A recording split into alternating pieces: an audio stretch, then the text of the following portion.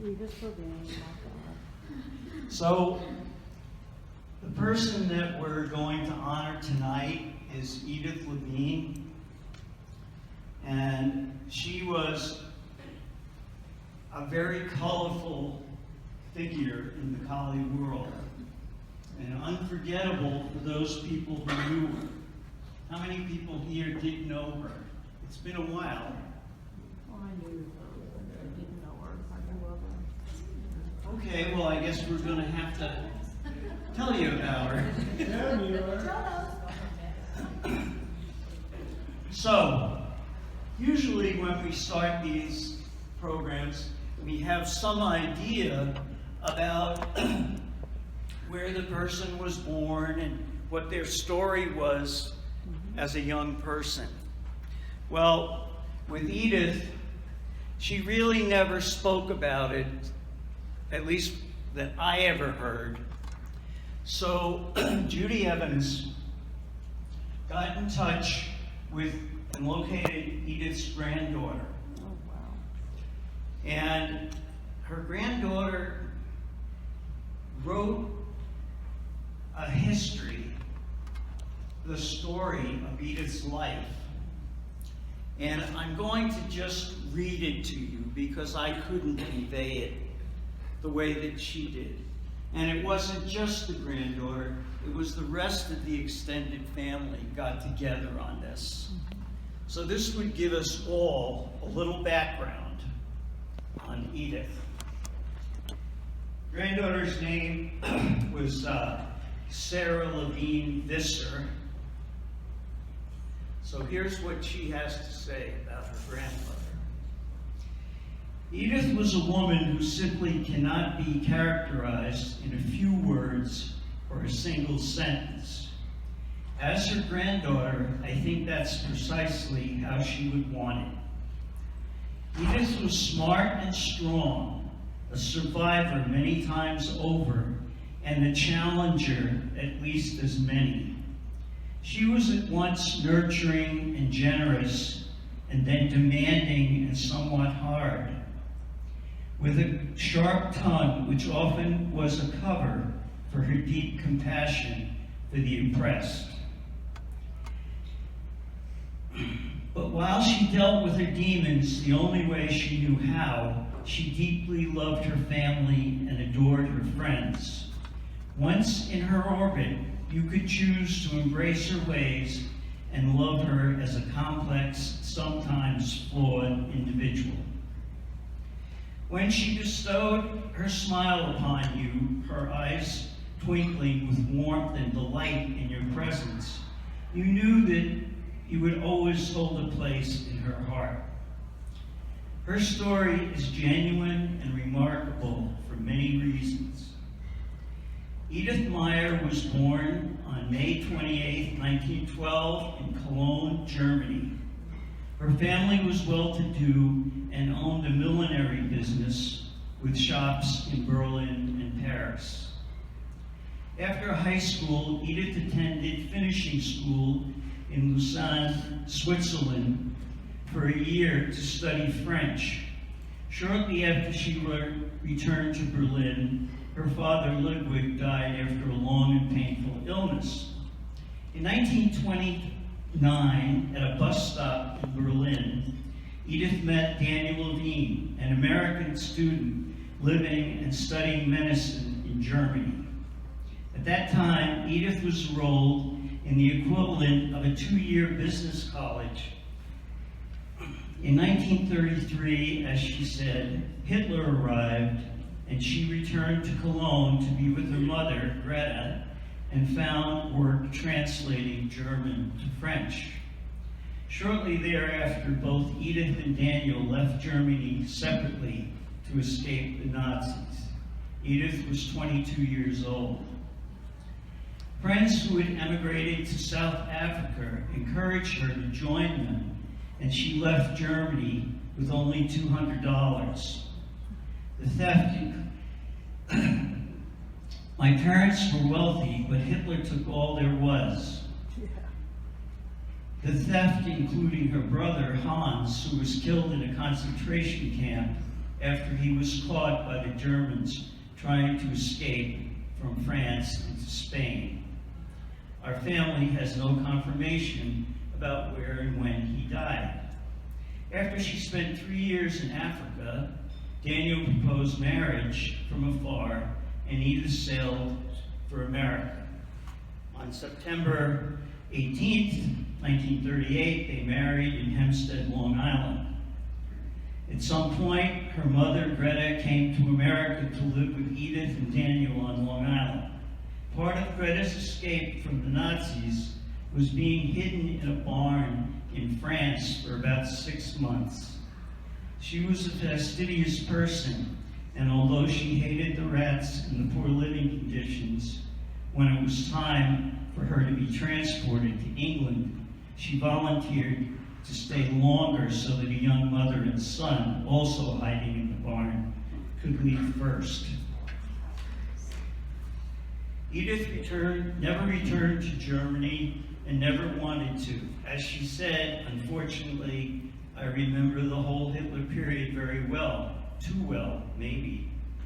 That said, she loved to travel and hoped to see China when she could, try my favorite foods from there firsthand. Edith and Daniel had 3 children, Michael, Alan, and Joan. Almost immediately after marrying, Daniel and Edith moved to Pine Ridge, South Dakota. Daniel was obligated to the U.S. federal government after his medical training, and he did that 2-year service on Pine Ridge Indian Reservation for the Indian Service. Daniel and Edith lived down the road from Wounded Knee in a house reserved for doctors who were working on the reservation. Edith recalled that the people on the reservation were so poor and so generous. Perhaps they recognized that she was a virtual stranger to America and had special compassion for her. She gave birth to Michael there, and for her entire life was proud to show the exquisite beaded moccasins given to him by the Sioux community. When she was full term in her pregnancy with Alan, the story goes that Edith jumped up and down vigorously so the baby would be born before April 20th, Hitler's birthday. In true form to Edith's determined spirit, Alan was born on April 19th. Although English was not her first language, Edith would likely best you in Scrabble every time, and she completed the Sunday New York Times crossword puzzle in ink. Edith's love affair with the dogs would span more than 30 years, starting with the addition to the Levine household of a Great Dane named Noble. Around 1943, Major, their first collie, stayed with and guarded 3-year-old Michael after he got lost one day. From then on, it was collies, collies, collies, showing, breeding, and judging them, especially white collies and blue merle collies. Edith and Daniel were married for more than 60 years. They had 3 children and 7 grandchildren. After raising their family on Long Island, they moved upstate to Owego, New York, and lived there for 26 years. On October 24th, 1998, Edith left this world at the age of 86. Daniel died less than a year later, on June 1st, 1999. We are all better off for having known her. So that's from her granddaughter. It gives us an idea of what her life was like. And she never really shared that I knew of. And I knew her since I was a teenager, young teenager.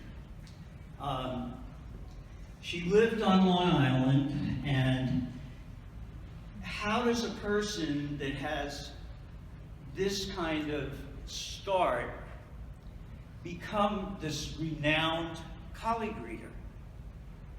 You know, how does that happen? Where does that come from? And I'm actually going to share with you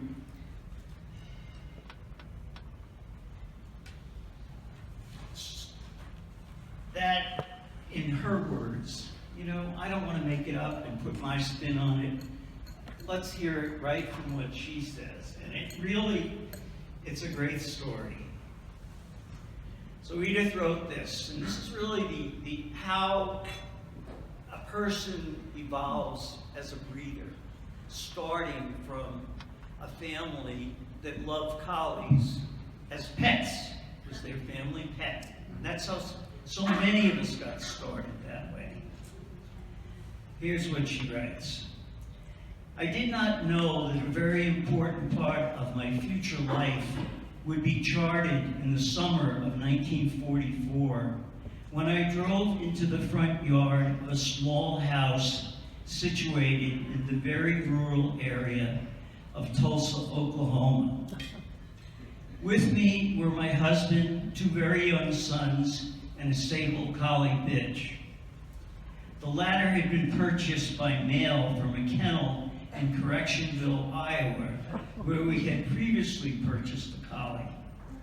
We were living in Fayetteville, Arkansas, and Arrowhill was the closest kennel which advertised a stud dog. And you can picture this family probably, you know, they remember, I don't know how many remember the bumper stickers with Collie, the best family pet. Yep. You know, so they probably drove in with that on the bumper and the 2 screaming kids. You know?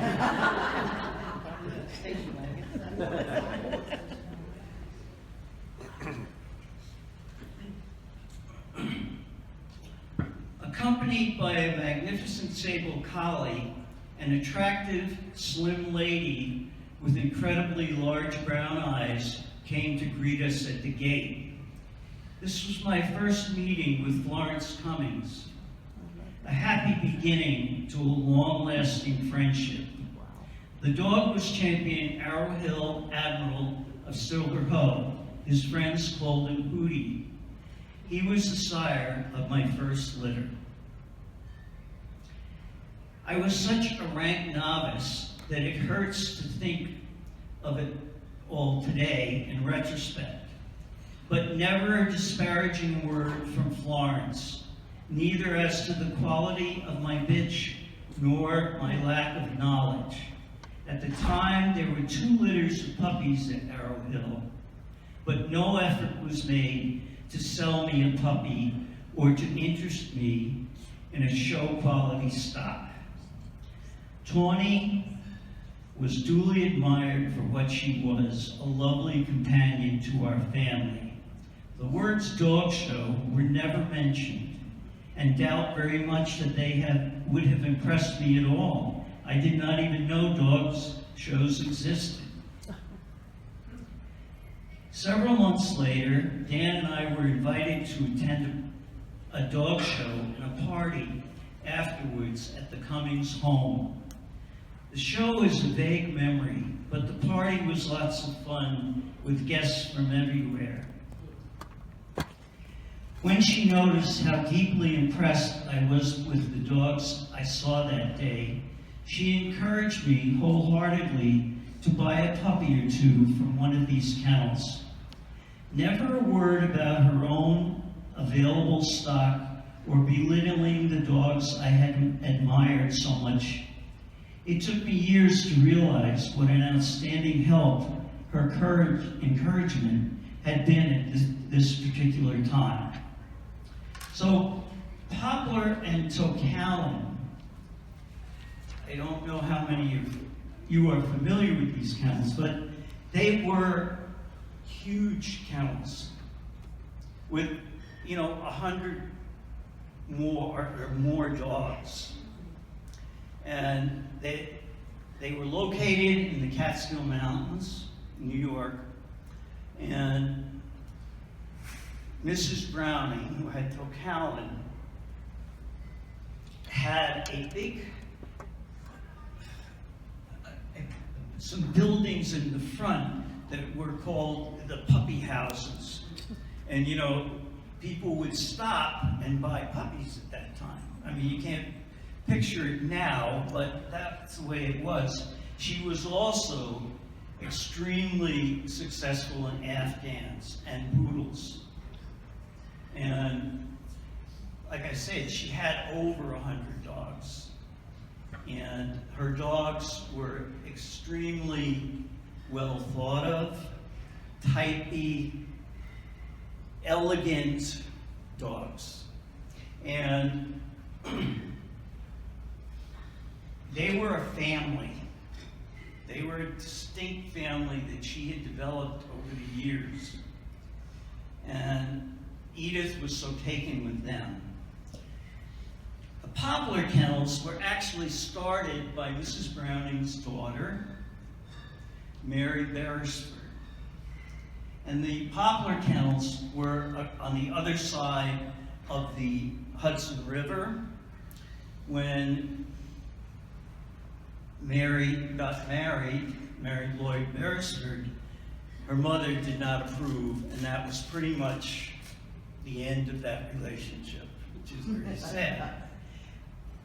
Mary Browning Beresford took quite a few Tokalon collies with her and started her own family. She used the Tokalon dogs and she did some outcrossing, and they were extremely successful, both kennels. And Edith was really taken with them that day when she and Mrs. Cummings went there. While she was at Poplar, she saw a blue male, a young blue male, and she fell in love with the dog and eventually purchased him. And his name was Poplar Prepared, blue dog. She started showing him and did win some points and was successful. Other breeders bred to this dog, and one of the people who bred to him was Etta Forister from Oklahoma. And Etta evidently wanted a blue male and didn't get one in her litter when she bred to Prepared.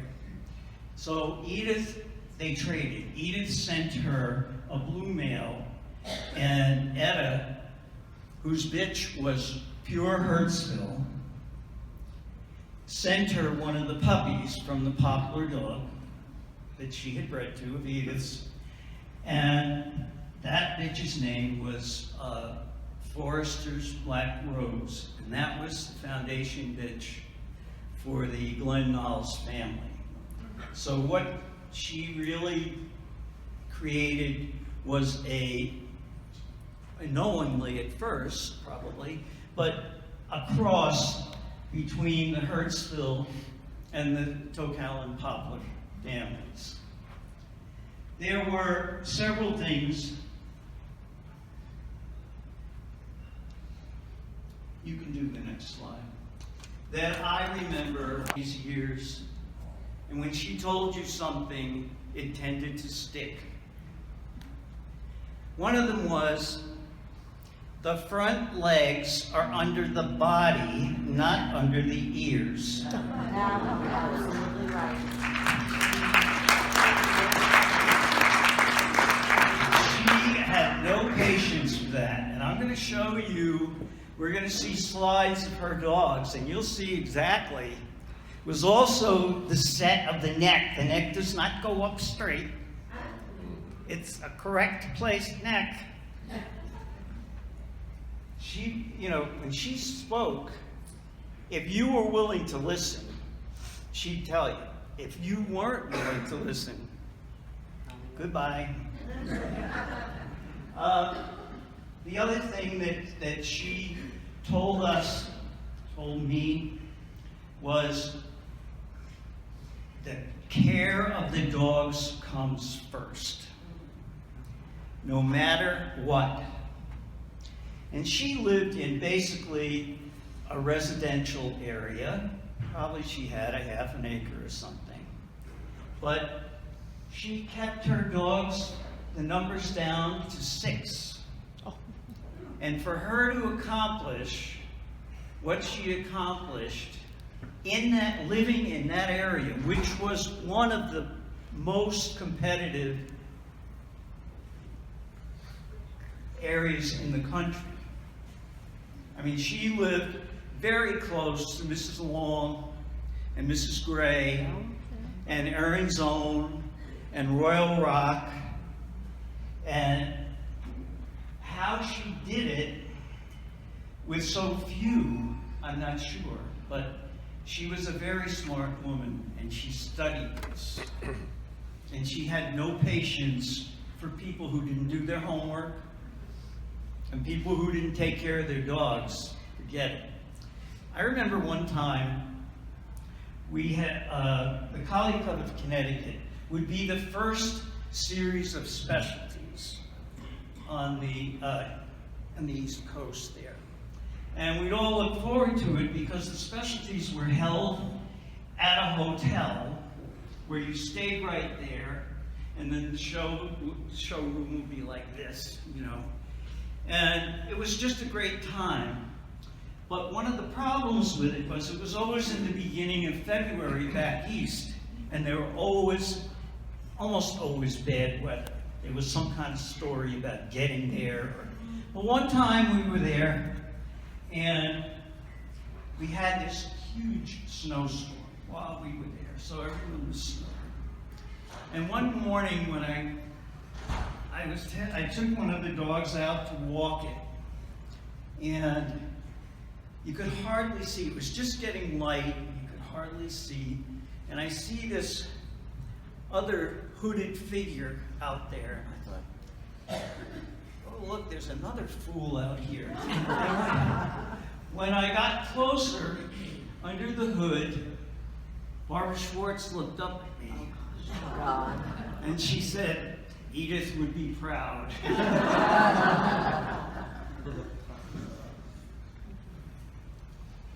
Okay, so let's take a look. As I said,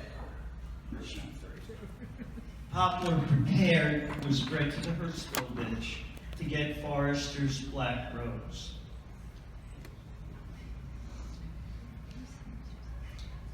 Black Rose was bred to champion Poplar Blue Moon to produce the first Glen Knolls champion. Next slide, please. This is champion Glen Knolls Blue Angel, who was a puppy flyer. And at that time, blue champions were not plentiful, to say the least, much less puppy flyers. And Edith was a great promoter of the Blue Merle Collie. She bred quite a number of champions in the Blue Merle color. And you know, we all take the Blue Merles for granted, but it wasn't really like that. There were some, but mostly sables and tries. So, she bred this bitch, Blue Angel. So that really was her first champion and the start. And we'll look at how it progressed. Edith Knolls Silver Star.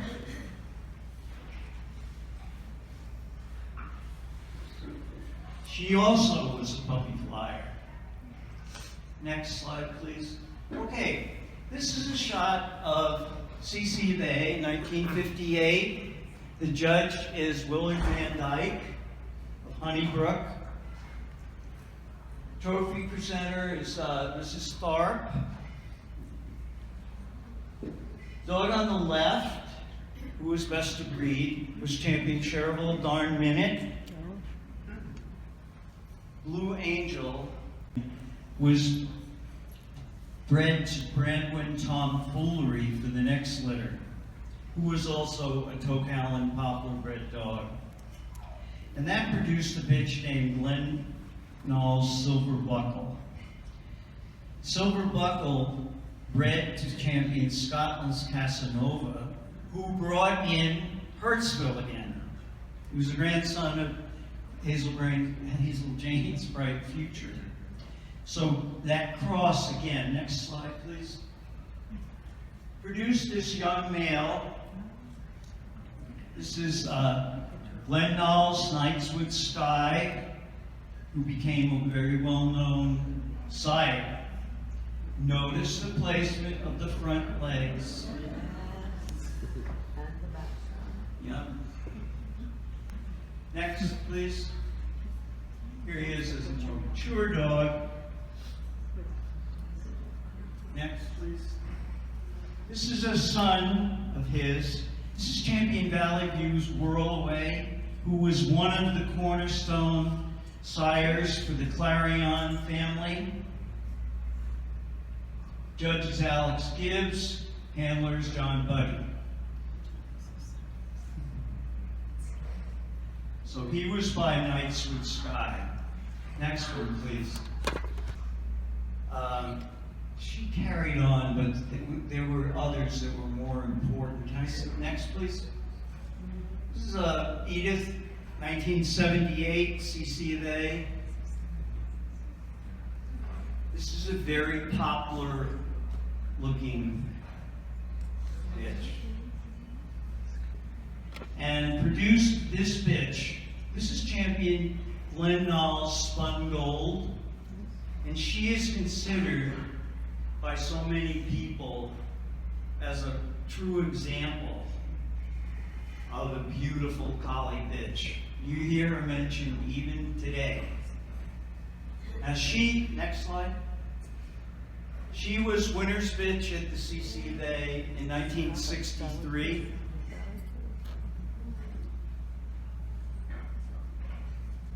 Next, please.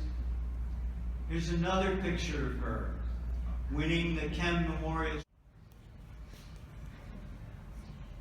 This dog went on to be a really significant sire. He finished, he was never shown in open white, and at that time there weren't a lot of white champions, and everyone knew him as the white dog. That was his name, the white dog. And he was used a fair amount. Next, please. Here he is as a mature dog.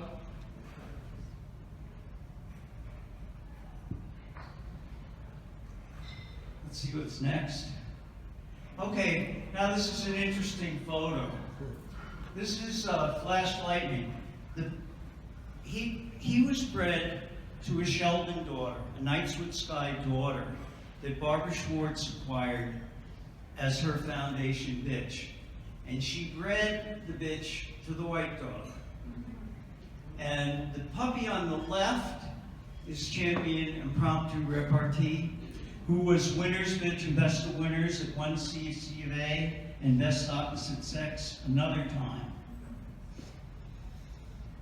Next, please. Here's Repartee. So this was by the white dog out of the Knightswood Sky daughter. Next, please. Repartee was bred to an inbred tomfoolery son and produced this dog who went to the West Coast and is behind many families out there. This is champion Impromptu Ricochet.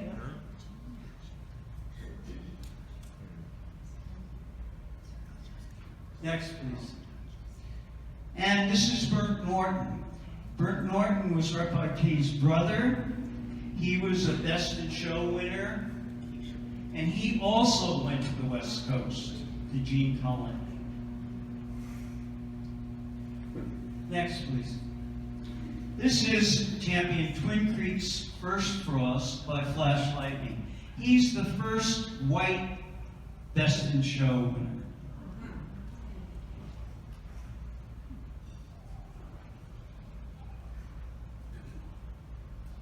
Next, please.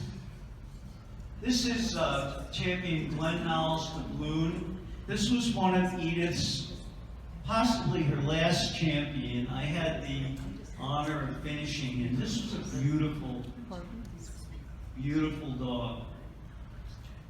And that's the last. She did co-own a few bitches with some people in Michigan, and one of the bitches, it was actually a mismarked bitch, called Champion Marlena's Different Strokes, became a Best in Show winner as well. But, next please. Okay, so you have an idea of what those dogs were like and how they carried on. When you think about their influence and how it comes down through families today that are extremely successful, like Gambit, Tallywood, Clarion, Paradise, Highcrest, After Hours, Impromptu, Donnybrook, and many others. These dogs influenced those families. And it is incredible that someone who did it with so few dogs could have such long-range influence. So that was Edith as the breeder. She kept the dogs, her numbers to 6, so that every dog had a turn in the house. Started under really tragic circumstances. She was going to attend the Bronx County Show in 1955. And her friend, Mary Browning Beresford, was judging. When she got to the show, there was no judge in the Collie. She was going to take Mary shopping after the assignment to get her some clothes for some judging assignment. When she got there, Mary wasn't there. And the Collie people were all milling around, and then they found out that her body had been discovered, burned in her home, and she had actually been murdered. Oh my God, that's tragic. So there was a superintendent years ago named George Foley, who was a tyrant. I remember when I was a kid, we used to have bench shows. If he ever saw you, like, even with a spray bottle on the bench, he would take it away from you. So he went to Edith that day when she arrived at the show to go shopping and said, "You're going to judge collies today." And she said, "Really?" So he said to her, "Well, you were a good friend. She must have taught you something." That's just the kind of charmer he was. So she made it through the assignment, and from the results that I saw, she did really a nice job. And she received her license, I think it was like 1957, something like that. And she became a really sought-after judge. She judged all over. She judged in Brazil. She judged on the West Coast. She always got big entries because if you won under her, it really meant something. She didn't kid around. And she, you just felt like your dog got evaluated. It didn't matter who you were or what the family was, for sure.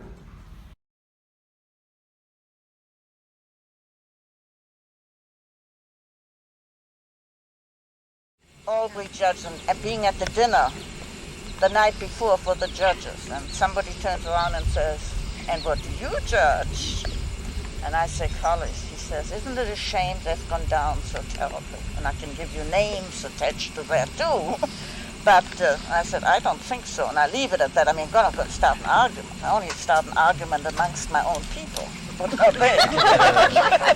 And well, there's so many Albury judges, they go to school and you can't learn it. You can't learn it.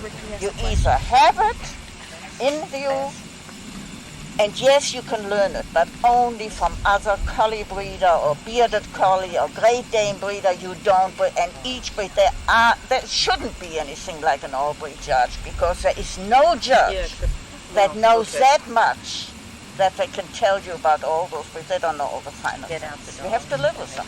You can't get that after 2 or 3 years. Those all-rounder judges say is wrong with collies now. When they say they've gone down, what do they? They move terribly because they don't know that they're not stretched out by you like a German Shepherd, which is not what a German Shepherd should look like coming from Germany in the first place.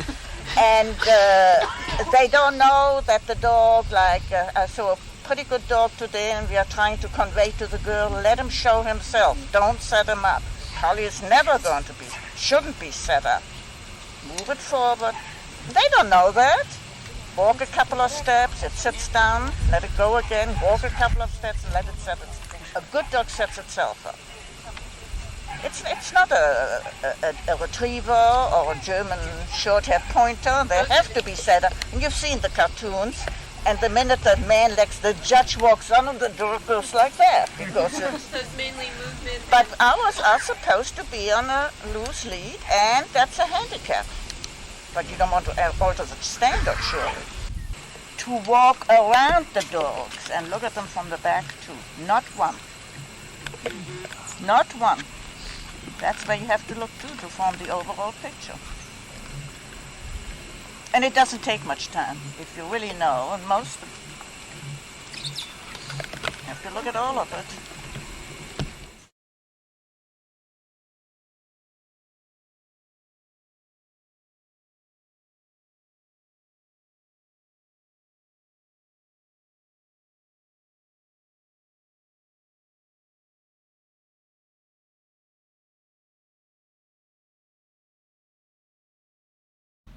So in 1969, she had the pleasure of judging bitches at the National in California. That was just one of her many assignments. Next slide, please. I'll get to the California. We'll start with this one.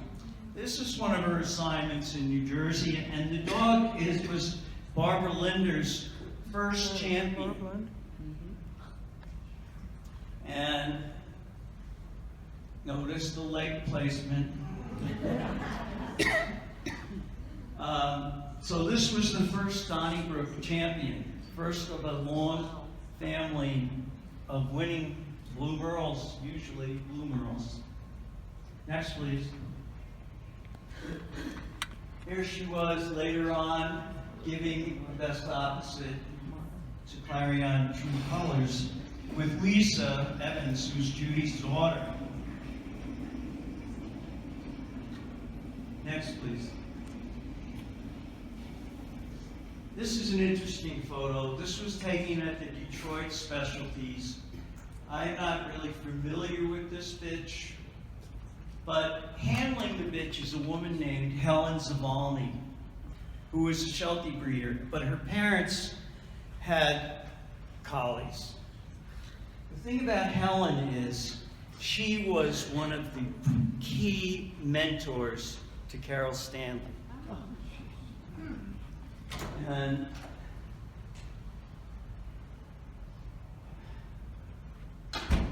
we've lost so many good people. Next, please. Oh, look at that thing. This is Champion Highcrest Turn Down the Lights. This is a very Poplar looking bitch. They were quite substantial, big-bodied, good temperaments. This show was in Maine. Wasn't it Maine? With Maine. Yeah, yeah. This was toward the end of her judging career. Next, please.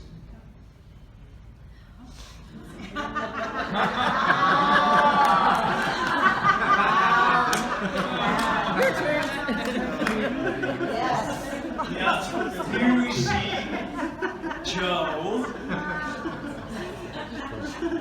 And the trophy presenter is Judy Evans.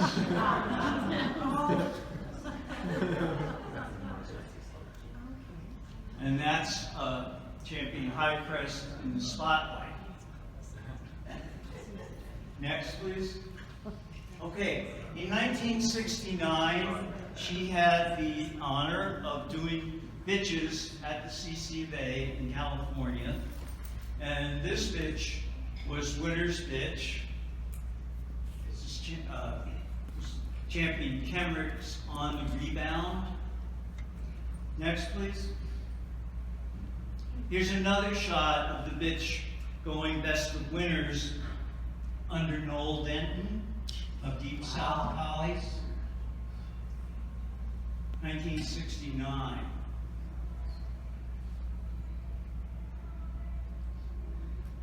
Next, please. Here was Edith. She was a tireless club worker. She was the show chairman. Just ask Mike Van Tassel. She was tireless, and she was the show chairman for the CCA. Next. Anyone recognize those ears? Next, please. Edith in her later years.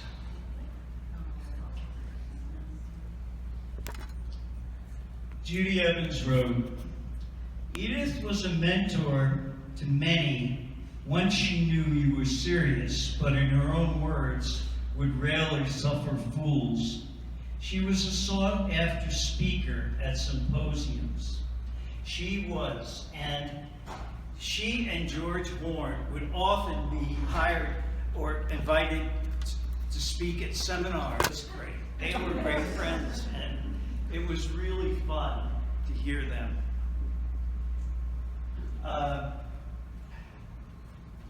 The other thing, I was, I don't know how many of you know about Dog News magazine that comes out every week. Well, Edith was a mentor, of course, to many Collie people.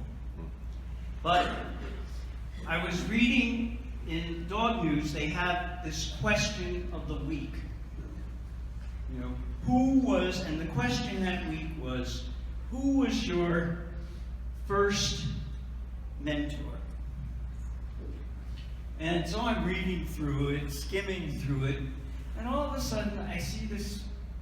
My first mentor was Edith Levine of Glen Knolls Silver Star. Well, I don't know how many of you have ever heard of Barbara Miller. She was the AKC Breeder of the Year in 2007. She breeds Norfolk Terriers. But extremely well known. And I was shocked when I read in there that her mentor, original mentor, was Edith. And so I followed up on it a little bit, and I read an interview that Barbara had with Showsight magazine. And what she wrote was, I married very young, studied education at a local college, and moved to Roslyn, Long Island, a stone's throw from Edith Levine and her colleagues. She would invite me to bring my baby and help feed the puppies. I knew then that this was what I wanted to do. I might add, it was Edith who introduced me to fun shows when I was a kid. To cut to the chase, I continued to have a collie until about 20 years ago. This is a top breeder that obviously Edith saw something in her and encouraged her, which is really what we need, is to encourage people. So, in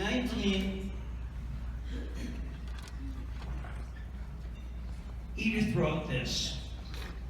In 1972, I got one of the last missives from Florence Cummings, starting with the familiar Edith, darling. She told me of her plan to attend the famous Scruff Show in England. I immediately sat down and wrote to Iris Coombe, one of Britain's leading breeders and judges, who lives in the Colchester, telling her of Florence's impending arrival, who she was, and asking her, please would she roll out the red carpet for her, as she had done for me in the past. Florence later told me that that introduction was one of the nicest things that had ever happened to her. This was a happy way to remember a good friend. Now tonight, 50 years later, I would hope that Edith would think that this evening was a happy way to remember her. We welcome her to the Collie Hall of Fame.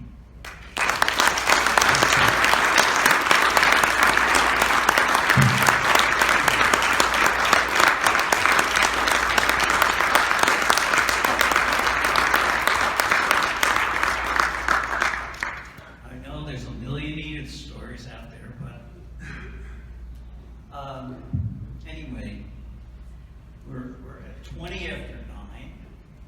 Is there anybody has anything to say before we adjourn? We don't have to leave the room. We can keep visiting, whatever. But it's been great being with you all this evening. Thank you so much for coming.